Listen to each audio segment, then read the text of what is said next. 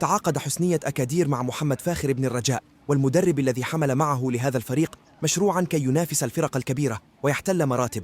أدى التعاقد مع محمد فاخر المعروف بصرامته وجديته، والذي كان قد توج بالعديد من الألقاب مع الرجاء، آخرها كأس العرش 1996، نقطة تحول كبيرة وانعطافة في تاريخ حسنية أكادير وبداية لرحلة الحلم.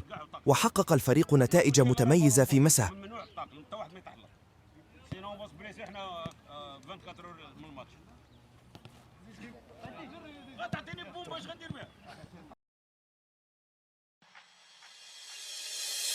على نهاية هذه المباراة بتتويج حسنية أكادير بفوزه لأول مرة في تاريخ هذا النادي بلقب البطولة، وبجانبه مصطفى العلولي.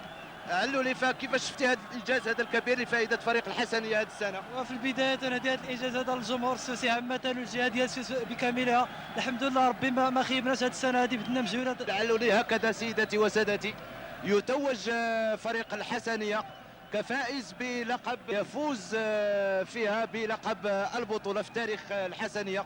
إذن على العموم كانت مقابلة جيدة الموسم الحالي. إذن نترككم مع هذه الصور وإلى اللقاء في فرصة قادمة بحول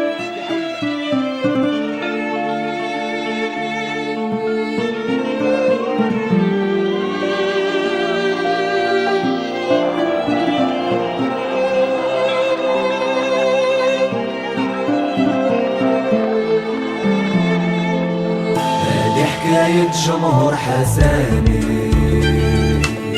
ليه ما قدر حد يفسرها.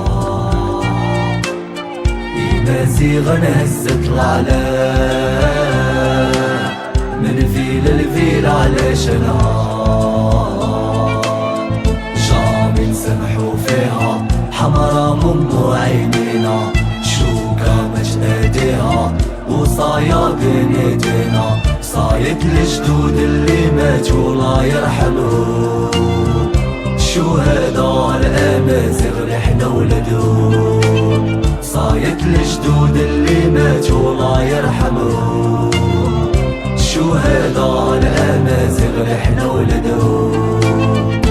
والرايه مرفوعه ونرضى سلوغن في الهويه مطبوعه وعليها سال الدم، هي الاكسجين والامر باش نعيشو، هي اللي معاها في الافريق كبر جنيجو، الجيري لا تونيزي يعرفوا النيفو، في القاهرة مع الحمراء الرونديفو.